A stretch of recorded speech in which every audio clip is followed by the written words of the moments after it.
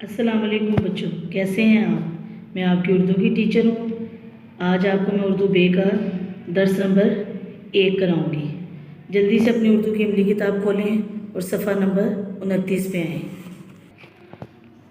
अच्छा बेटा, ये मुहावरों के बारे में बताया गया है। वो अल्फाज हैं जो अपने हकीकी मानी की बजाय दूसरे मानी में इस्तेमाल हो, इन्हें मुहावरा कहते हैं। अच्छा बेटा, आपको यहाँ मुहावरों के बारे में बताया गया है। मुहावरा वो है जो अपने हकीकी मायने की बजाय किसी दूसरे मायने में इस्तेमाल हो। जैसे आप किसी बाग में गए हैं, वहाँ खूब रौनक है, तो आप कहेंगे बाग में खूब रौनक थी। लेकिन उसकी बजाय अगर मुहावरा यूज़ करेंगे तो आप कहेंगे बाग में खूब चहल पहल थी। ठीक है, चहल पहल रौनक के मायने में इस्तेमाल हुआ है, लेकिन आपने चूँकि इधर मुहावरा इस्तेमाल किया है, इसलिए आपने रौनक की जगह चहल पहल का लफ्ज़ इस्तेमाल किया है। ठीक है, जैसे इधर है, आज तो सूरज आग बरसा रहा है। आग बरसाने का मतलब तो खूब गर्मी पड़ना होता है, ऐसे ही है ना। तो इसीलिए खूब गर्मी होने की वजह से हमने आग बरसाने का मुहावरा इस्तेमाल किया है। दूसरा है, इम्तहान सर पर आ चुके हैं। सर पर आना, इसका मतलब है बहुत करीब आना, कि बहुत करीब आ चुके हैं, इसलिए खूब मेहनत करो। ठीक है, अब ये नीचे मुहावरात दिए गए हैं और इनके साथ मायने भी दिए गए हैं। जैसे दिल भर आना, दुखी होना। आलिया की दास्तान सुनकर मेरा तो दिल भर आया। ठीक है, अब आपने इसी तरह का दूसरा जुमला खुद से बनाना है। दूसरा है अश अश करना, दाद देना। अहमद की नज़म सुनकर पूरी महफिल अश अश कर उठी। इसी तरह आपने दूसरा जुमला खुद से बनाना है। चार चांद लगाना, इज़्ज़त बढ़ाना। अली ने अव्वल आकर अपने वालिदैन की इज़्ज़त को 4 चांद लगा दिए। इसका आप जुमला खुद दूसरा लिखेंगे। इसी तरह है उल्लू बनाना, बेवकूफ़ बनाना। और तीसरा है मज़ा चखाना, सज़ा देना। इन सब के एक एक जुमला उन्होंने लिखा हुआ है और बाकी जुमले आपने खुद से लिखने हैं। ठीक है, अब जल्दी से सफ़ा नंबर 79 पर आ जाए। अच्छा जी, दर्ज झैल मुहावरात के मायने लिखिए और जुमले बनाए। मुहावरात हैं ये, बाग बाग होना, इसका मायने है बहुत खुश होना। अब मैं आपको जुमले जो बता रही हूँ, आपने मेरे वाले जुमले नहीं लिखने हैं, आपने खुद से जुमले बना के लिखने हैं। मैं आपकी आसानी के लिए जुमले बोल रही हूँ। मैं इम्तिहान में अव्वल आने पर बाग बाग हो गया, या बहुत अरसे बाद अपने वालिदैन को देखकर जाहिद बाग बाग हो गया। दूसरा है आग बगोला होना, इसका मायने है शदीद गुस्से में आना। आमिर के मुंह से गाली सुनकर अली आग बगोला हो गया, या सबक न याद करने पर उस्ताद साहब आग बगोला हो गए।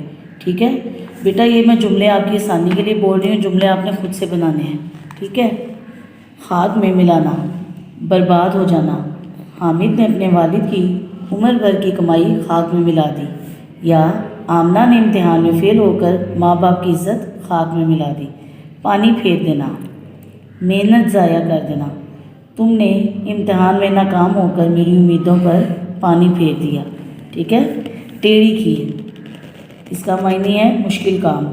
आजकल सरकारी मुलाजमतों का असूल बड़ी टेढ़ी खीर है, या ये मसला टेढ़ी खीर बन गया है, हल होने का नाम ही नहीं लेता। अगला मुहावरा है शैतान की आंत, यानी कि बहुत लंबा होना। उफ़, ये काम शैतान की आंत हो गया है, ख़त्म ही नहीं हो रहा है। या गर्मियों में दिन शैतान की आंत लगते हैं। अगला मुहावरा है कौल देना, यानी कि ज़ुबान देना।